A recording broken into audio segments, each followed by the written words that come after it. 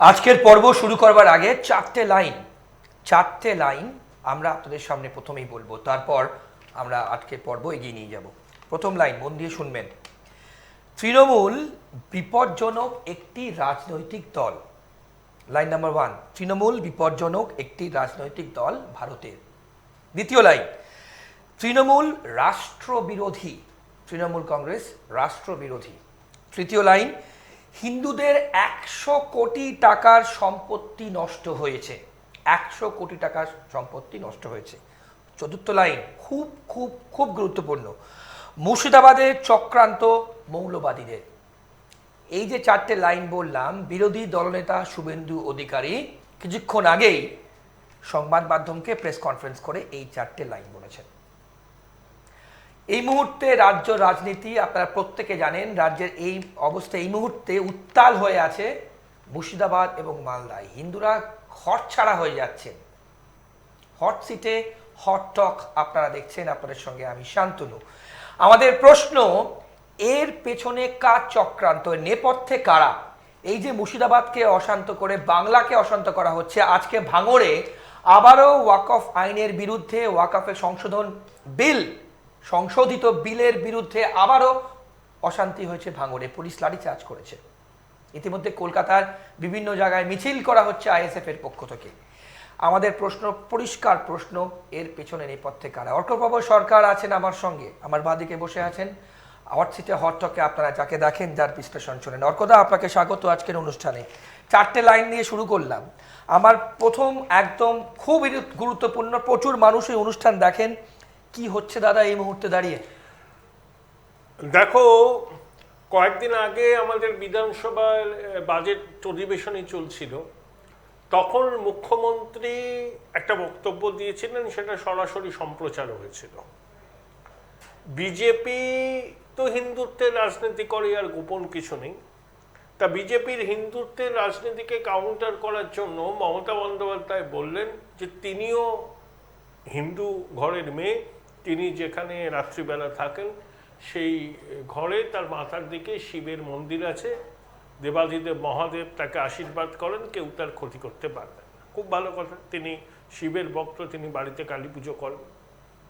তারপরে বললেন, আমি মন্দিরে যাই, গির্জায় যাই, ঈদের নমাজে যাই, বড়দিনের প্রেয়ারে যাই, সব যাই, আমাকে শেখাবেন না।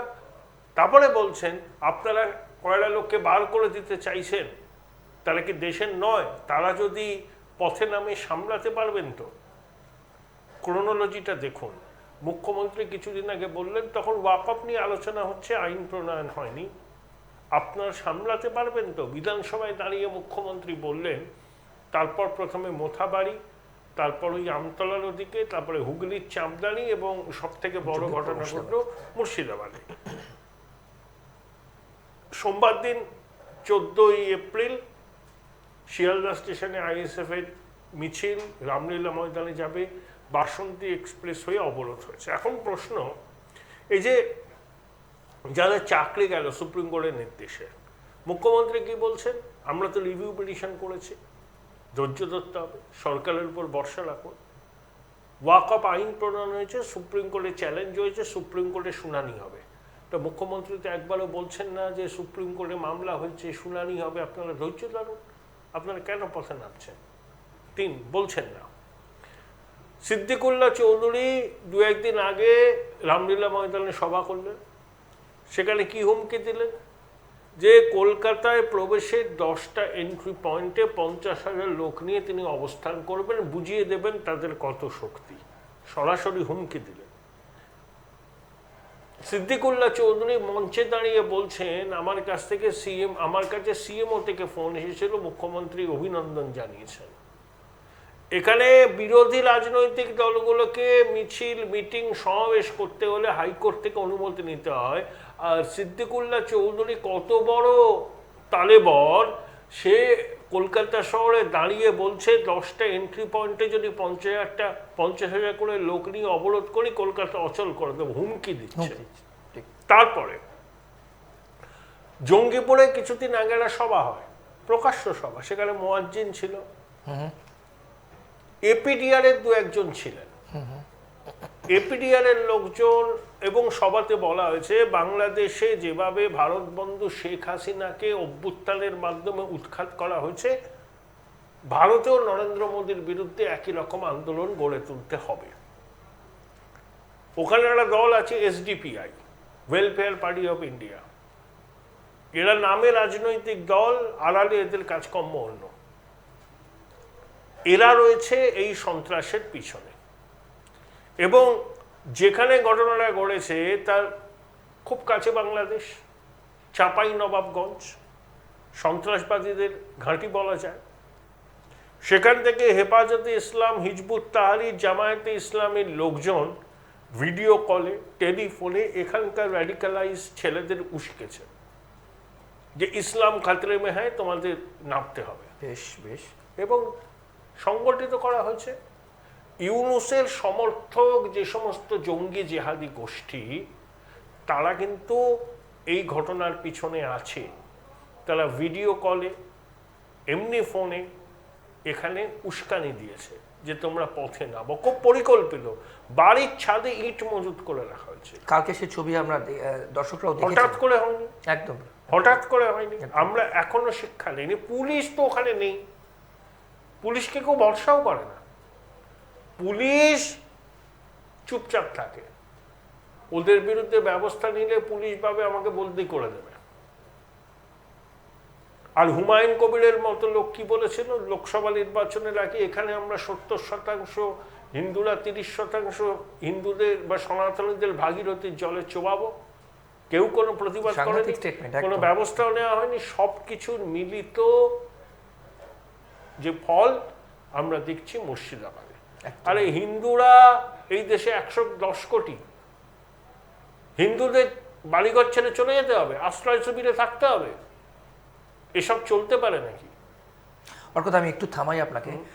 আমরা কেন ওই কথা বলছি যে মুর্শিদাবাদে যা চলছে আপনারা জানেন, ইতিমধ্যেই 3 জন মারা গেছেন এবং বাবা ছেলে যেরকম আর কথা বলছিলেন। আপনারা যে ছবি এখন দেখবেন সেখানকার মানুষজন ঠিক কি বলছেন দেখুন।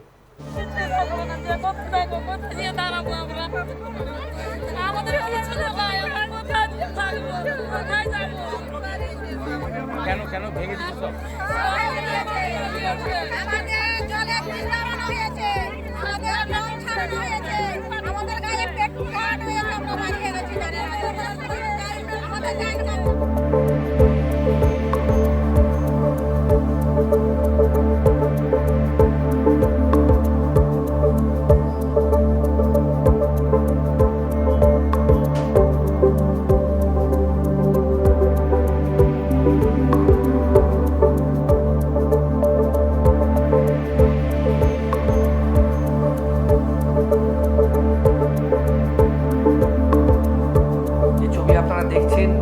বাংলার ছবি এবং যেটা নিয়ে আমরা কথা বলছিলাম, এই বাংলার মুর্শিদাবাদে যা ঘটেছে সেই ছবি দেখছেন। হিন্দুরা ঘর ছাড়া। ওর কথা বাংলার ছবি ভাবতেই দুর্ভাগ্যজনক লাগছে। এটা তো আমার তো প্রথমে কেউ দেখলে মনে করবে তো রাজশাহী, খুলনা, চট্টগ্রামের ছবি। মাতৃশক্তি, কপালে সিঁদুর, হাতে শাঁখা পলা, সনাতনী মাতৃশক্তি, তারা আজকে অত্যাচারের শিকার হচ্ছে দুর্বৃত্তদের দ্বারা। এবং দুর্বৃত্তরা কারা সেটা আমরা জানি। তাদের পরিচয় গোপন করে শাক দিয়ে মাছ ডাকলে চলবে না। ভারতবর্ষ ধর্মনিরপেক্ষ আছে, এই জন্য এখানে 110 কোটি হিন্দু। হিন্দু সংখ্যাগরিষ্ঠ বলে ভারতবর্ষ ধর্মনিরপেক্ষ। যারা কলকাতা শহরে বসে, ঠান্ডাগড়ে বসে টেলিভিশনের পর্দায় ধর্মনিরপেক্ষতার বাণী আওড়ায়, তারা ধর্মীয় সংখ্যালঘুদের সাম্প্রদায়িকতা নিয়ে কোনো কথা বলে না।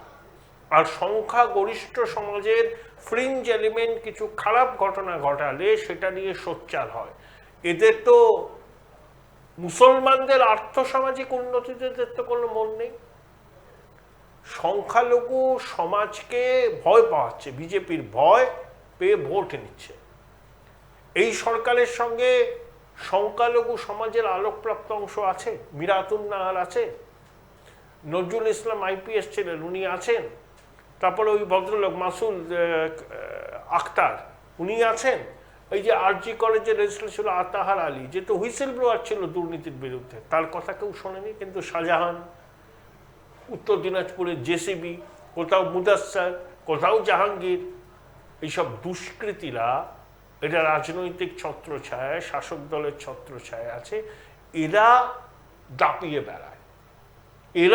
বেড়ায়। মুসলিম সমাজের আলোকপ্রাপ্ত অংশ দেখবেন না শাসক দলের সঙ্গে আছে, কারণ ভয় পাইয়ে, বিজেপির জুজু দেখিয়ে, এদেরকে ভোট ব্যাংক হিসাবে ব্যবহার করে এরা দীর্ঘদিন ধরে তার সুবিধা পেয়ে আসছে। তোমাদের মসজিদ কেড়ে নেওয়া হবে, তোমাদের বাড়ি কেড়ে নেওয়া হবে, কোথায় লেখা আছে ওয়াকফ আইনে?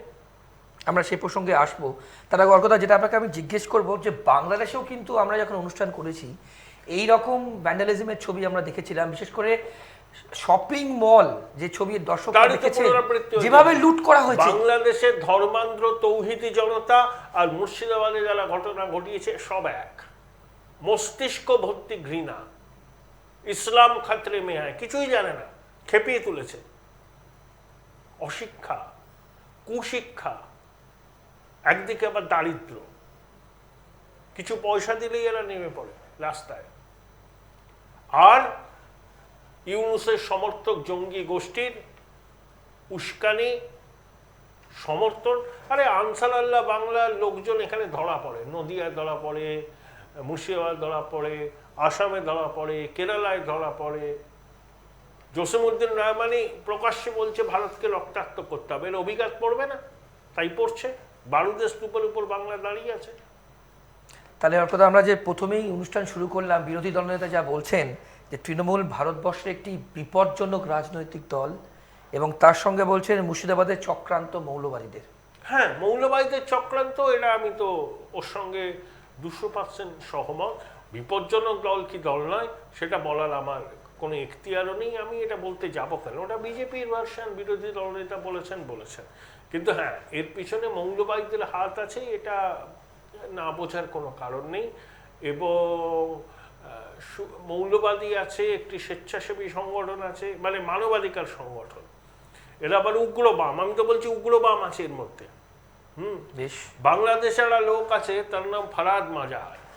সে 70 দশকের গোড়ায় যখন এখানে নকশাল আন্দোলন হলো, সে এখানে নাক গলাতে চেয়েছিল।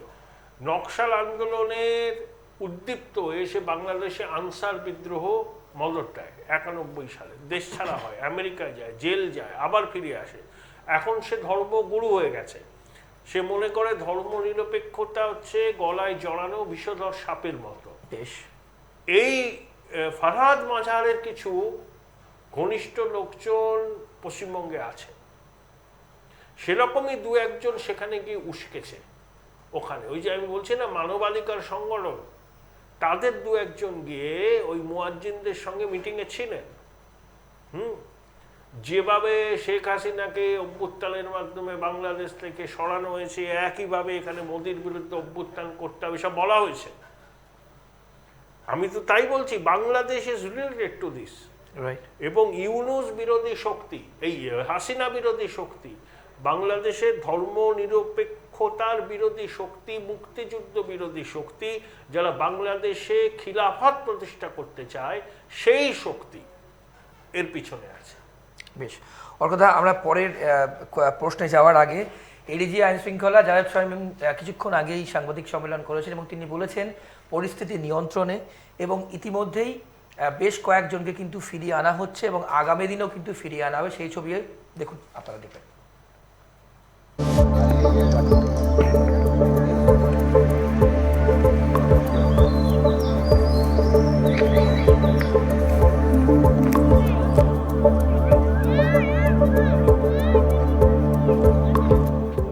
দেখুন যে ছবি আপনারা দেখছেন এই মুহূর্তে, ওখানে সেন্ট্রাল ফোর্স, অর্কদা সেন্ট্রাল ফোর্স কিন্তু কিছুক্ষণ আগেই যা ওখানে পাকাপাকিভাবে সেন্ট্রাল ফোর্সকে রাখতে হবে অন্তত বছরখানেক, যতদিন না পর্যন্ত পশ্চিমবঙ্গে নির্বাচন হচ্ছে।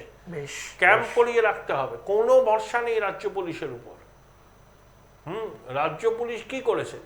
গোয়েন্দা খবর ছিল না এরকম হতে পারে?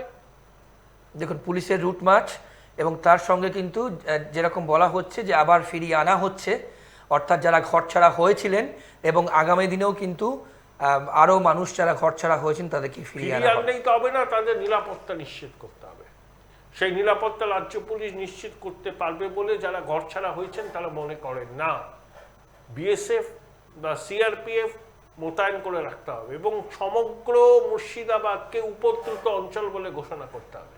না, আমার প্রশ্ন যে এই জিনিস কেন হবে শান্ত বাংলায় অল অফ আ সাডেন, মানে এইরকম কিসের জন্য হবে? এবং যেটা নিয়ে হচ্ছে ওয়াকফ আইন, ভিতরে প্রচন্ড টেনশন আছে। আমরা বলছি শান্ত, এবং তার মধ্যে উস্কানি চলছে। তোমাদের সম্পত্তি কেড়ে নেওয়া হবে, তোমাদের এটা তো ভুল ন্যারেটিভ, এটা তো ভুল বার্তা, ভুল ন্যারেটিভ। কে গরিব করবো মুসলমান ভাইয়েরা এসব পড়েছে নাকি? তাদেরকে বলা হচ্ছে। এমনিতেই অনেকেই একটু ধর্মান্ধ আছেন, তারপরে যদি তাদের সুশ্রুতি দেওয়া হয় তারা পথে নেমেছেন যে ইসলাম খাতরে মে হ্যায়। আদৌ কিছুটা সত্যি অনেকে তো জানেনই না। আপনারা যারা অনুষ্ঠান দেখেন ওর কথা, তাদেরকে বলবো তো ওয়াকফ আইনটাকে ভালো করে পড়তে। একদমই পড়লে পরে তারা বুঝতে পারবেন।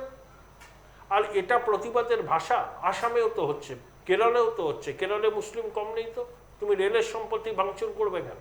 জাতীয় সড়ক অবরোধ করে রাখবে কেন? ভিন্ন ধর্মের মানুষদের ঘরছাড়া হতে হবে কেন? প্রতিবাদ তোমার করার অধিকার আছে, শান্তিপূর্ণ গণতান্ত্রিকভাবে করো।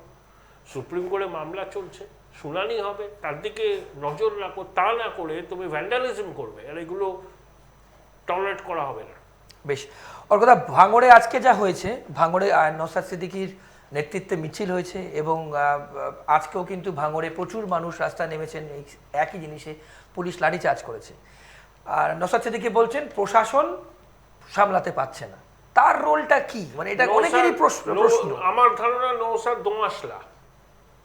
হ্যাঁ, ও মুখ্যমন্ত্রীর সঙ্গে 22 মিনিট বৈঠক করে আসলো, সেটা নিয়ে আমরা অনুষ্ঠান করেছিলাম। মুখ্যমন্ত্রী বোধহয় ওকে প্রস্তাব দিয়েছেন সম্ভবত যে তুমি তৃণমূলের হয়ে দাঁড়াও। নওশাদ রাজি হয়নি। নওশাদ তৃণমূলের কাছ থেকে 4-5টা আসন চেয়েছিল, মমতা বন্দ্যোপাধ্যায় দিতে রাজি হননি। বেশ, সম্ভবত নওশাদের বিরুদ্ধে ওর পরিবারের কাউকেই তৃণমূল প্রার্থী করবে। নওশাদের কোনো কনসিস্টেন্সি নেই, সুবিধাবাদী রাজনীতি করছে। ওর মধ্যে সম্ভাবনা ছিল, কিন্তু সেই সম্ভাবনাটা নষ্ট করেছে সুবিধাবাদী রাজনীতির আবর্তে পড়ে। বেশ, তাহলে এই মুহূর্তে দাঁড়িয়ে ওর কথা যে অশান্ত মুর্শিদাবাদ এবং মালদা এবং তার সাথে শামশেরগঞ্জ থেকে শুরু করে আজিমগঞ্জ, এই পুরো বেল্টে কি করা উচিত? Central force, Suvendu Adhikari, high court করতে হবে। বেশ, 1 বছর যতক্ষণ না পশ্চিমবঙ্গে বিধানসভা নির্বাচন হচ্ছে, কেন্দ্রীয় বাহিনী মোতায়েন করে রাখতে হবে। তাদের কি শান্তি ফিরবে? তাদের কি ঘরছাড়ারা ঘরে ফিরবে? অনেকটা আশ্বস্ত হবে। ভারী বুটের আওয়াজ আর বন্দুক নিয়ে কেন্দ্রীয় বাহিনীর জওয়ানরা যদি রুট মার্চ করে, দুষ্কৃতীরা পালিয়ে যাবে। চিরুনি তল্লাশি করে দুষ্কৃতীদের খুঁজতে হবে। মেয়েদের উস্কানিটা কে দিয়েছে তাদেরকে চিহ্নিত করতে হবে। সিদ্দিকুল্লাহ চৌধুরীকে নিয়ে কিন্তু অনেক রকম স্টেটমেন্ট আছে। অত্যন্ত মৌলবাদী লোক, একটা অত্যন্ত মৌলবাদী। হুমকি দিচ্ছে কলকাতায় দাঁড়িয়ে 10টা এন্ট্রি পয়েন্টে 50,000 লোক নিয়ে আমরা বুঝিয়ে দেবো আমরা কে। সিদ্দিকুল্লাহ চৌধুরীকে মমতা কি একটা মন্ত্রী করেছেন, লাইব্রেরি নাকি খায়না মাথায় মাকে, উনি এসব করে দর বাড়াতে চাইছেন। যদি 2026-এ তৃণমূল ক্ষমতায় আসে, ওকে একটা ভালো মন্ত্রিত্ব দেওয়া হোক। এই সিদ্দিকুল্লাহ চৌধুরী এবার কংগ্রেসেরও প্রার্থী হয়েছিলেন লোকসভায়। হ্যাঁ, তো এগুলো হচ্ছে দল কষাকষি করছে, ক্ষমতা দেখাচ্ছে, দেখো আমার সঙ্গে এত লোকজন আছে, আমি তোমাদের সমর্থন করি, বিনিময়ে আমার পদোন্নতি হওয়া দরকার। কিন্তু হুমকি দিচ্ছে, এবং তার সভাকে নির্বিঘ্নে সম্পন্ন করার জন্য প্রশাসন সব রকম ব্যবস্থা করেছে। আর বিরোধীরা সভা করার অনুমতি চাইলে দেওয়া হয় না, আদালত থেকে পারমিশন নিতে হয়। এগুলোই তো বোঝা যায় যে সরকারের দৃষ্টিভঙ্গিটা কি। অর্কদা, আপনি কিন্তু আমাদের অন্য শোতে যখন আমরা কথা বলেছিলাম এই ধর্ম নিয়েই হিন্দু খতরে মে হ্যায়, এটা ন্যারেটিভ ছিল। আজকে তারই কি পাল্টা ইসলাম খতরে মে হ্যায়, যেটা যেভাবে আপনি ব্যাখ্যা করলেন? ইসলাম খতরে মে এত নয়। ভারতবর্ষে কোনো ধর্ম, মানে ইসলাম, বুদ্ধিজম, খ্রিস্ট ধর্ম, যারা শিখ ধর্মাবলম্বী, কেউ খতরে মে নয়। তো তার একটাই কারণ, ভারতবর্ষে 110 কোটি হিন্দু। হিন্দু সংখ্যাগরিষ্ঠ বলে ভারতবর্ষ ধর্মনিরপেক্ষ, এটাকে সবাইকে বুঝে নিতে হবে। হিন্দু সংখ্যাগরিষ্ঠ না হলে ভারতবর্ষ ধর্মনিরপেক্ষ চরিত্র হারাবে। কিন্তু যেখানে মুর্শিদাবাদে অন্য ধর্মীয় গোষ্ঠীর সংখ্যা গরিষ্ঠ, সেই জন্য হিন্দুদের ঘরছাড়া হতে হচ্ছে। একজন বিধায়ক বলছেন যে 70% আমরা, 30% ওরা ভাগীরথীর জলে চোবাবো? সহিষ্ণুতা আমাদের আছে, অন্যদের খুব কম। কই আমরা তো জৈনদের মুখ থেকে এইসব অভিযোগ শুনি না, শিখদের মুখ থেকে শুনি না, পারসিকদের মুখ থেকে শুনি না, এবং খ্রিস্টানদের মুখ থেকে শুনি না। কেরালায় ক্যাথলিক বিশপদের একটা অংশ, বড় অংশ, তারা তো ওয়াকফকে সমর্থন করেছেন। এবং মুসলিমদের মধ্যে যারা আলোকপ্রাপ্ত, যারা মেনস্ট্রিমের সঙ্গে থাকতে চান, তারা সমর্থন করছেন। হ্যাঁ, ধর্মান্ধ কিছু লোক এবং যাদের নিজস্ব উদ্দেশ্য আছে, ওয়াকফ সম্পত্তি দখল করে ব্যবসা করে। আমি এখানেই প্রশ্ন আপনাকে করতাম, তারাই কিন্তু তৃণমূলের কি অনেক, এ তো শুনছি অনেকের নামে আছে, সারা ভারতবর্ষে এরকম আছে। ওয়াকফ সম্পত্তিকে ঢাল করে তারা ফায়দা তোলে, এক সম্পত্তি বহু লোককে বিক্রি করে, সেখানে ইনভেস্টমেন্ট করে। যেগুলো ওয়াকফ নয়, ওয়াকফ নিজের বলে দাবি করে, সেই সম্পত্তি নিয়ে সেখানে যদি স্কুল, অবৈতনিক স্কুল, কলেজ, হসপিটাল তৈরি, অসুবিধা কি? তো মুসলিম সমাজের কোন স্বার্থহানি হচ্ছে? ভুল বোঝানো হচ্ছে, এবং যারা ভুল বোঝাচ্ছে তাদের কায়েমি স্বার্থ আছে। সংশোধনটা কি আর কোথায়, যে সংশোধনী বিল যেটা ওয়াকফ যেটা বোর্ডে অনেকেই হয়তো ভুল বুঝছেন, ওয়াকফ বোর্ডে অমুসলিম থাকতে পারবেন, কিন্তু তারা ধর্মীয় কাজে মাথা গলাবেন না, তারা অ্যাডমিনিস্ট্রেটিভ বিষয়টা দেখবেন। একটা পোর্টাল আছে, সেই পোর্টালে নতুন ওয়াকফ সম্পত্তি রেজিস্ট্রি করতে হবে, পুরোনোগুলোও করতে হবে একটা নির্দিষ্ট সময়সীমার মধ্যে। আর পুরনো যেগুলো ওয়াকফ হিসাবে ঘোষণা করা হয়েছে সেগুলোতে কিন্তু হাত দেওয়া হবে না। তাহলে ভুল ন্যারেটিভ তৈরি করা হচ্ছে, তোমার মসজিদ নিয়ে নেওয়া হবে, তোমার ঈদগাহ নিয়ে নেওয়া হবে। যেগুলো ওয়াকফ হিসাবে অলরেডি এস্টাবলিশ, সেগুলো স্ট্যাটাস কই থাকবে, সেগুলোতে হাত দেওয়া হবে। খুব গুরুত্বপূর্ণ তথ্য। না পড়ে, অনেকে পড়ে ভুল বোঝাচ্ছে, অশান্তিটাকে জিয়ে রাখতে, যাতে সরকার বাধ্য হয় সরে আসতে। সরকার তো আইন হয়ে গেছে, বা Supreme Court will take the final call. Supreme Court যদি মনে করে এটা অসাংবিধানিক, বাতিল হয়ে যাবে। আর যদি মনে করে না আইনটা ঠিক আছে, তো থাকবে। তো সুপ্রিম কোর্টের বলিতে ভরসা রাখা উচিত। রাস্তায় নেমে লোকের অসুবিধা করে লাভ কি? বেশ, অর্থাৎ মুখ্যমন্ত্রীর তরফ থেকে কিন্তু ইমামদের সঙ্গে বৈঠক, উনি 16 খুব গুরুত্বপূর্ণ 16 তারিখে। দেখি উনি কি বলেন, উনি তো শান্তির বার্তা দিয়েছেন, বলছেন অধার্মিকের মতো কাজ করবেন না। দেখা যাক শেষ পর্যন্ত উনি কি বার্তাটা দেন। বেশ, শেষ প্রশ্ন অর্থদা, রাজনৈতিকভাবে এই যে ওয়াকফ একদিকে আর এসএসসিটা কিন্তু এখন দেখতে হবে আমাদের অযোগ্য যোগ্য কোথায় শেষ হয়। এই দুটো ইস্যুকে পাশাপাশি যদি আমরা রাখি, রাজনৈতিকভাবে আপনার ব্যাখ্যা। তৃণমূল বেকার দায় বলেছে, হিন্দু ভোটের আলো বেরি করো না। আরে মুসলমান ভোট মমতা পাবি, নতুন করে কিছু নেই। মানে এটা কি ভ্যালু অ্যাডেড, যেটা এই মুহূর্তে? তবে কি 2024-এও মুসলমান ভোটের সিংহভাগ মমতা পেয়েছিলেন, কিন্তু অধীর চৌধুরী হেরেছেন কিন্তু মুসলমান ভোটের জন্য নয়। বহরমপুর শহরে হিন্দু ভোটাররা একচেটিয়া বিজেপিকে ভোট দিয়েছে। বেশ, হ্যাঁ বেশ। নইলে ঈশা খান চৌধুরী মালদায় জিতলেন কি বলে? মুসলিম ভোটেই তো জিতেছে। একমাত্র কংগ্রেসের এমপি। হ্যাঁ, পশ্চিমবঙ্গে মুসলমানরা কখনো ওই একটা লাইনে ভোট দেয় না। বামফ্রন্টের সময় তারা দক্ষিণবঙ্গে বামেদের দিত, উত্তরবঙ্গে কংগ্রেসকে দিত। মমতা চাইছেন কংগ্রেস, আইএসএফ কেউ যেন মুসলমান ভোট না পায়, সব ভোট তিনি পাবেন। সেই জন্য নওশাদকেও কোঅপ্ট করতে চাইছেন, কংগ্রেসকে ভেঙে দিতে চাইছেন, এবং সেই জন্য যেই প্রতিবাদ আন্দোলন এই ডেসপারেশন কেন?